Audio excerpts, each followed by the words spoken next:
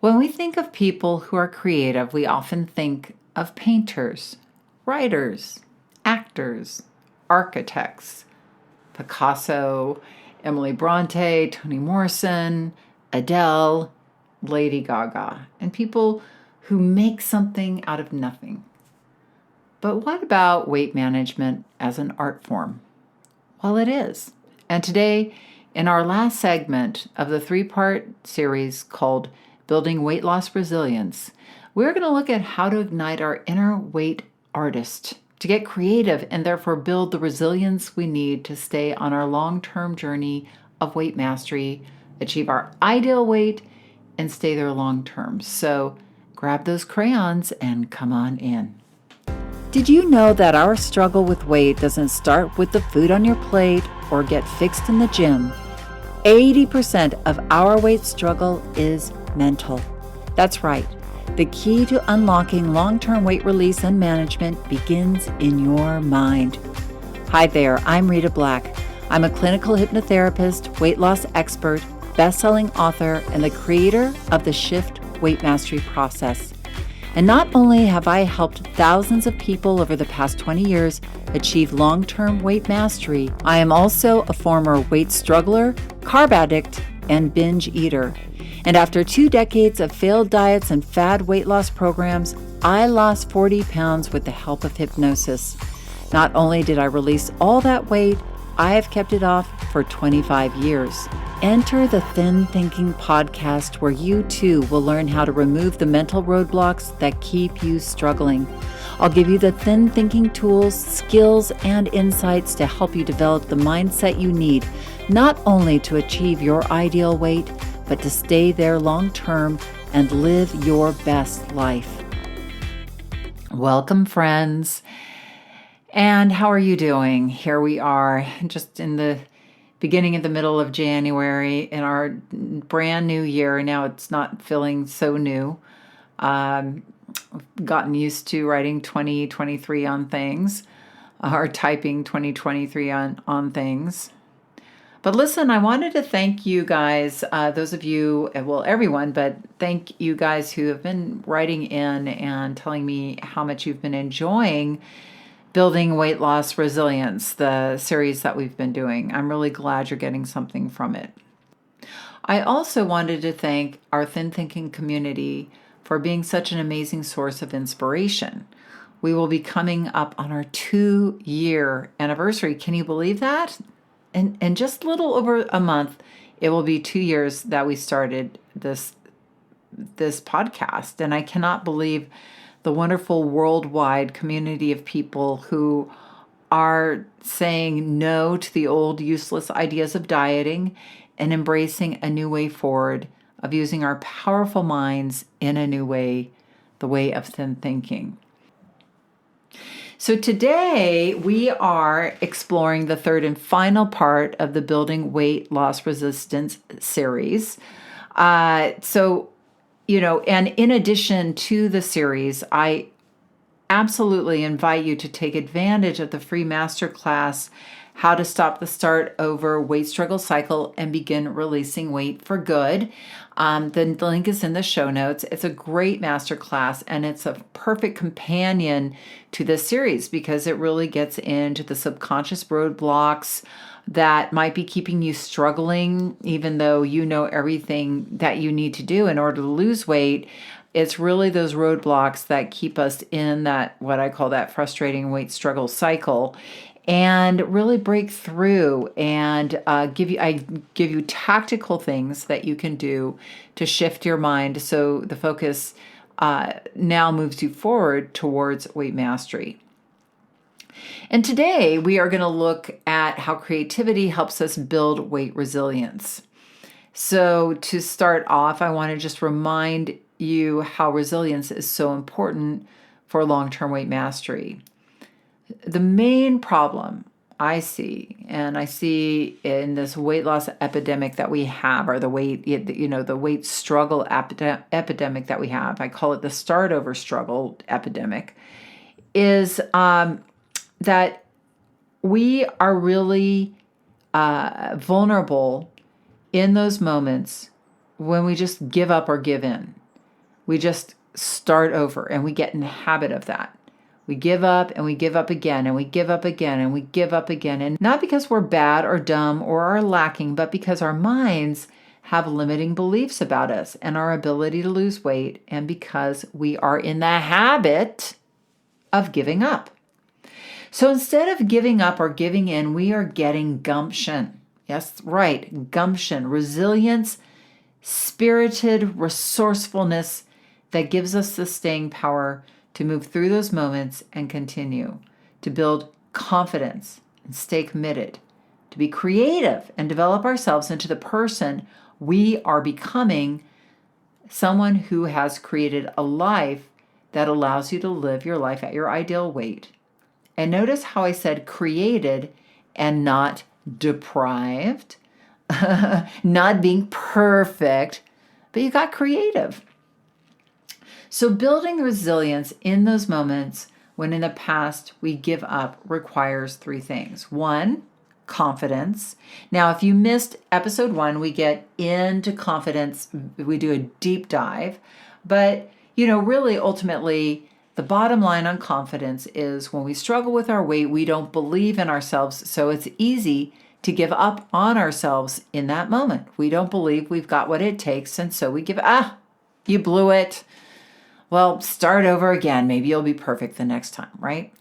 So getting that confidence, being there for ourselves in the moment, believing in ourselves in that moment makes all the difference in the world. The second thing is commitment. We're not committed to just getting the weight off as quickly as possible. We're committed to a journey of weight mastery, really cultivating ourselves into the person who can maintain their weight at their ideal weight. That is a journey. That's many, many lessons and learnings and aha moments. And it requires a different focus, a different idea of who we are. And it requires us to build those bridges in our life over those gaps that have existed in the past, those gaps where we fall in the crack and fall off track. So there are many, many times that in our journey, we need to construct these paths across gaps of knowledge and belief because we maybe haven't stuck with ourselves after a binge eating episode that we just, started over again the next day. So starting to build those bridges forward, learn the lessons so that we aren't always falling into the same trap again. So that we have our confidence and we have commitment. And now we need some creativity to solve the struggle points that are a natural part of the weight journey. So as you've been cottoning on, and maybe you've been listening to me long enough, you know that I believe that a weight mastery journey is a hero's journey. There are many, many parts to the journey, and the diet industry doesn't tell you that. The diet industry will have you believe you go on a diet and there's a linear line of losing weight. Okay, you go on the diet, you're good on the diet, you lose the weight, you get to your ideal weight, and then you somehow live happily ever after. And it's not, it's about you, and it's about you being good, and it's about you behaving and being deprived and being strong and sucking it up. It's not about a transformational evolution of who you are based on self-love, commitment, and building yourself up from the inside out. When you watch a movie, the hero's journey is in every single movie. It's the hero's journey is a construct created by Joseph Campbell, who's an anthropologist who studied many, many world cultures. And he saw that each of these cultures had storytelling. The stories, interestingly, followed similar trajectories, which was a journey of transformation.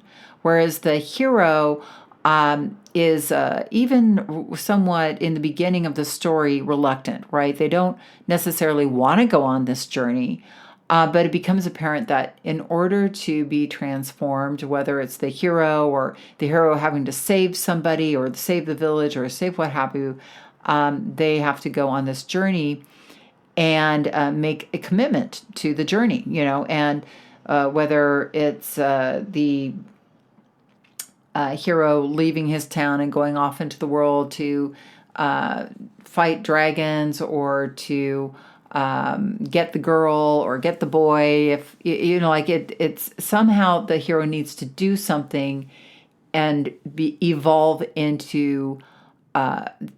themselves in order to ultimately be successful, be transformed, and then come back to the village as transformed, or finish the story as transformed.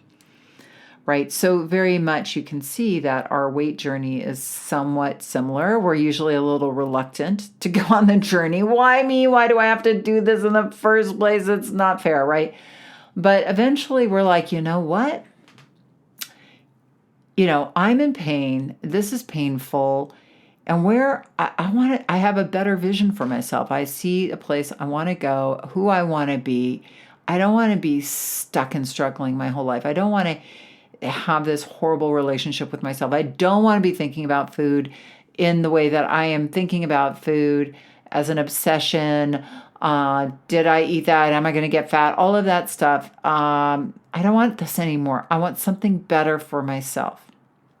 So we make that decision and we begin a journey. Now in the movies, the hero doesn't just go, okay, I've made my decision. I'm going on my journey. And, oh, there's a dragon. I'm going to slay it now. I'm slay it. Okay, I'm done. No, Hollywood, you pay money for the popcorn, you pay money for the movie because the hero has obstacles thrown on him. And we like watching the hero overcome the obstacles, learn from those lessons, get creative in those moments. You know how the hero always has to get creative in order to overcome certain obstacles. Creative and courageous, right? And so do we when we go on our weight mastery journey. It ain't just a linear line down the scale. It's a scale of courage. There's many moments in our weight journey. We have to be courageous. We have to sit with fear. We have to sit with feeling weird or out of place, or saying something to somebody like, hey, I love you, but please don't bring me those bagels anymore. That takes courage to say that to somebody. And it takes love and compassion, self-compassion. And it also takes creativity to think your way through out of those struggle points, right? We don't look at weight loss as a hero's journey. We look at ourselves as the problem, not the hero. We don't see it as a journey, but a set of problems that we have. And these are things I call struggle points, but you might just see them as faults and deficiencies that are you and your life. Things like, I'm a sugar addict, I get bored, I give up if I stop losing weight. When I go on vacation, I always blow my diet. My family doesn't support me. I eat to fill the void and numb feelings. These are what I call struggle points. Now, the way I see them is kind of like the obstacles that that hero encounters on their journey, an opportunity for adventure on your way to transformation. So think of some of your struggle points. I can't cook. I hate exercise. I get bored. My family and friends sabotage me. Portion control, eating at night, can't control sugar and carbs, and we allow these things to own us. Therefore, any diet we go on, any weight loss plan, we usually fall victim, not to the plan, but to your struggle point. Then we give up and we start over. And as we're learning, weight mastery isn't about being perfect, but transforming your struggle points into solution steps that take you closer and closer to your long-term weight masterful self. So in order to get there, we need to change our relationship with our struggle points and not see them as barriers, but as adventures. We also need to take responsibility 100% for our transformation. Heroes aren't a victim of other people or their environments. Heroes are driven from within, and external factors don't hold them back. There is a psychological term called internal locus of control, and then there's external locus of control. Usually when we're a victim, we allow our environments, the people in our environments, the food in our environments. We allow the stuff outside of us, time, resources, to say, hey, it's hard to lose weight. You can't do it. My husband brings home bagels every, Saturday. My daughter needs to have her potato chips out on the counter. That's where she likes them. My workplace is full of candy and stuff, right? That's all external.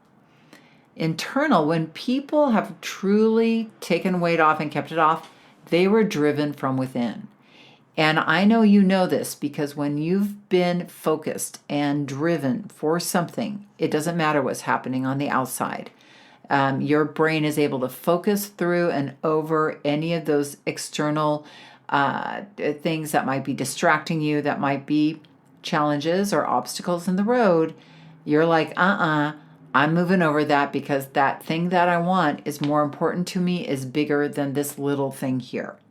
So that's why we really want to, get creative and start, we have worked on your confidence. We have worked on your commitment. So you are now operating from an internal locus of control. So now let's put that into use. Take responsibility, and then be fearless in seeing what isn't there.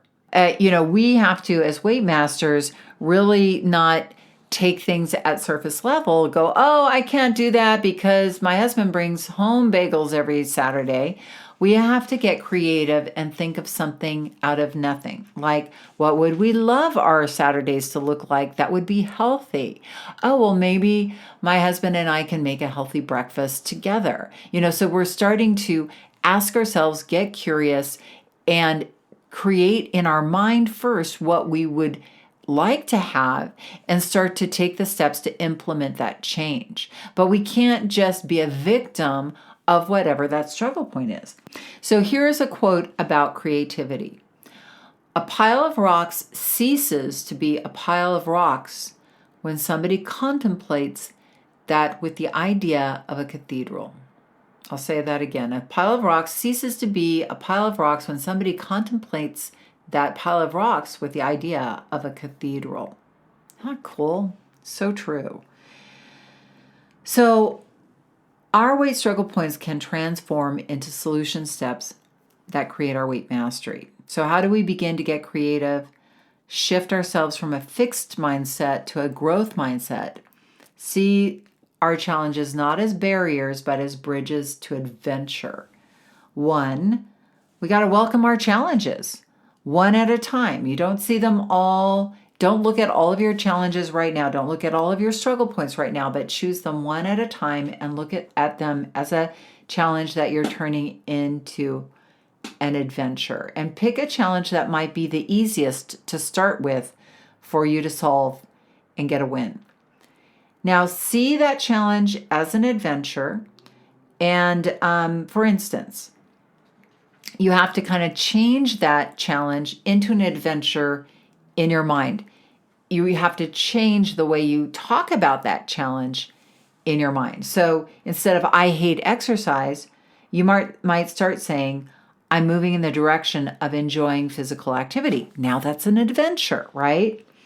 Moving in the direction opens up your mind. I love saying moving in the direction of. Think like a child. Have an open mind, right? Don't shut things down. Children, if you ever watch them, they say yes to everything. Yes, and. I had a client, her name was Wanda, and she hated exercise. She loathed going to the gym. And we had her think about her childhood, and she remembered how much she loved roller skating. And so to bring you to the next step, you got to ease yourself into it. So what Wanda did was she got roller skates, and she went to the roller rink, the local roller rink, and she would just go around a few times. She would call that exercise, just going around the rink a couple of times, calling it exercise. And she really got into it. And then she started going every day. And then she started going for longer periods of time. And she got really fit. And she now is teaching kids to roller skate. So here's somebody who turned the whole idea of exercise around into an adventure. You've got to be willing to make mistakes and not get it right. Brene Brown said, there is no innovation and creativity without failure, period. See, Wanda didn't get skating right away. She tried walking, she tried swimming, but she was willing to keep trying and thinking and not giving up, right? So what are some things that you're shutting yourself down on before you even start? Let's open up that mind and start getting creative, getting curious, and start seeing opportunities and not give up right away. Keep going. And lastly, like, how do we find the solutions if they don't come right away? Well, you see yourself as an inventor. Edison tried 2,774 times to, create the light bulb when he was creating the light bulb. On the 2,775th time, he was successful, right? Could you imagine 2,774 times? So here's some ways to help figure things out. Start with a brain dump. Present the problem to yourself and just write all the solutions that come to mind without editing them. And don't be afraid, be silly. Then walk on it. Walking is a great way to get subconscious problem solving going, because a lot of times we're trying to think of the solution consciously, and absolutely most of our solutions come from the subconscious.